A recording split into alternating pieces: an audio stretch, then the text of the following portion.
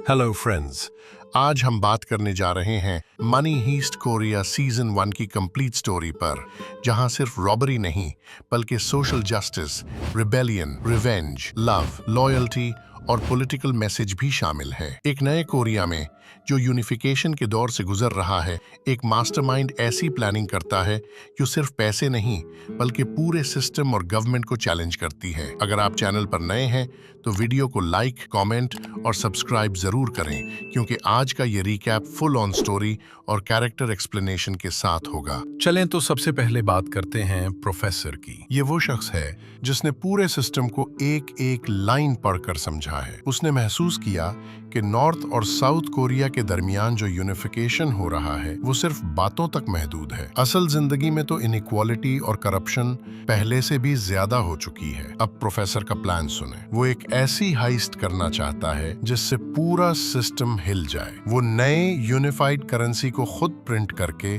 इस निजाम की बुनियाद को चैलेंज करना चाहता है, और सबसे खास बात, ये सब कुछ बगैर ब्लड शेड के होगा। फिर आता है इस मंसूबे का पहला स्टेप, एक टीम बनाना। ऐसे लोग जिनके पास खोने को अब कुछ नहीं बचा, इन सबको इकट्ठा किया जाता है। और मजे की बात ये कि हर मेंबर को एक सिटी बेस्ड निकनेम दिया जाता है। तो ये है शुरुआत एक ऐसे मिशन की जो सिर्फ पैसे का नहीं, पूरे सिस्टम का गेम चेंज करने का इरादा रखता है। लेकिन बात यूं है कि टीम ने 10 दिन का इंटेंस ट्रेनिंग सेशन मुकम्मल कर लिया था।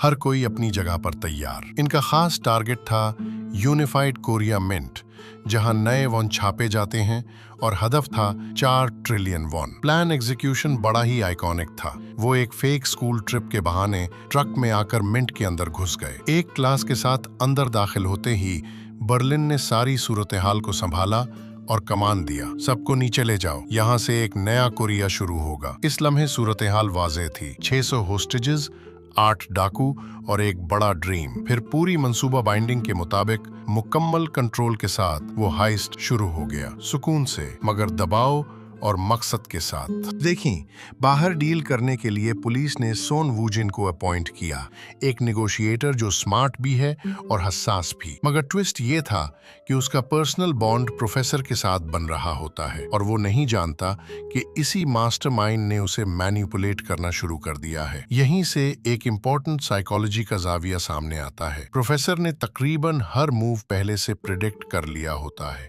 जबकि पुलिस हर बार एक एक कदम से देर से पहुंचती है। और मिंट के अंदर हर दिन का ऑपरेशन मजीद लेयर्ड होता जाता है। हर सतह पर नए राज और कॉम्प्लिकेशंस खिलते हैं। जैसे जैसे हाइस्ट आगे बढ़ता है, टीम की यूनिटी में दरारें पड़नी शुरू हो जाती हैं। टोक्यो का इमोशनल रवैया एक लम्हे में खतरनाक साबित हो सकता है, यहाँ तक कि एक हॉस्टेज की जान भी जा सकती है। बर्लिन सख्ती से ऑपरेशन चला रहा होता है, मगर उसके अंदर के इमोशनल स्कार्स उसके हर फैसले पर असरअंदाज होते हैं। एक और पहलू ये है कि डेनवर और माइसन के दरमियान एक रोमांटिक बंधन बन जाता है, जो एक हॉस्टेज और रॉबर के बीच खतरनाक केमिस्ट्री पैदा कर देता है। आहिस्ता आहिस्ता टीम को ये समझ आता है कि असल जंग बाहर की पुलिस से नहीं बल्कि उनके अपने अंदर से टूटने, यानी इंटरनल ब्रेकडाउन से है, जो उन्हें सबसे बड़ा खतरा बनाती है। एक बड़ी इमोशनल ट्विस्ट सामने आती है।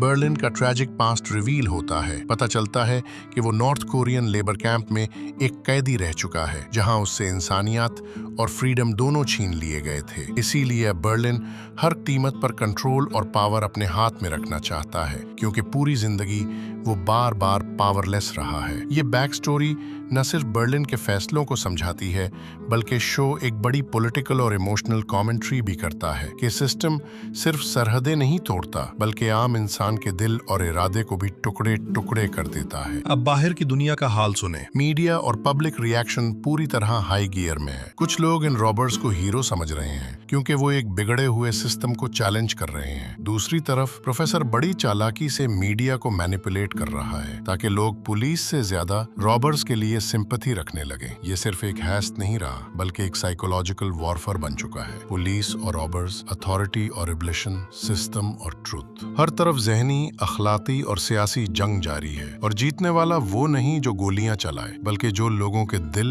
और जहन जीत ले। अब मिंट के अंदर की फिजा भी बदल रही है। एक हॉस्टेज हामिला होती है और एक डॉक्टर हॉस्टेज की मदद से उसकी डिलीवरी करवाई जाती है। यहाँ पर हमें रॉबर्ट्स का ह्यूमन साइड भी नजर आता है। मगर दूसरी तरफ बर्लिन और टोक्यो के दरमियान लीडरशिप वॉर शिद्दत इख्तियार कर चुकी है। ताकत की कशमकश हर पल बढ़ रही है। बाहर प्रोफेसर अपना खेल जीतता हुआ नजर आ रहा था, लेकिन तभी वूजन को एक ऐसा क्लू मिल जाता है जो पूरी सूरत हाल पलट सकता है। और अब प्रोफेसर की आइडेंटिटी वाकई खतरे में पड़ चुकी है। यानी टेंशन अब सिर्फ मिंट के अंदर नहीं, प्रोफेसर के आसपास भी बढ़ गई है। आखिरकार वो लम्हा आ जाता है, एस्केप प्लान का वक्त। प्रोफेसर ने टनल पूरी तरह तैयार कर लिया है और टीम ने कामयाबी से 4 ट्रिलियन वुन प्रिंट भी कर लिए हैं। लेकिन यहाँ एक बड़ा इमोशनल ट्विस्ट आता है। बर्लिन एक रिस्की फैसला करता है। वो मिंट के अंदर रुकने का फैसला करता है ताकि बाकी टीम सेफली एस्केप कर सके। इसका ये सैक्रिफाइस पूरे सीन को एक ताकतवर लम्हे में बदल देता है, जहां रॉबरी सिर्फ एक क्राइम नहीं, बल्कि इंसानी करेज और फ्रीडम की मिसाल बन जाती है। सीजन 1 बड़ी क्लिफ हैंगर पर खत्म होता है। पुलिस बस प्रोफेसर तक पहुंचने ही वाली है। टीम भागने के लिए तैयार है और फ्यूचर अब भी अनसर्टन है। अब अगले सीजन का इंतजार है, क्योंकि ये सिर्फ हाइस्ट नहीं, एक रेवोल्यूशन की शुरुआत ही। आखिर में बात करते हैं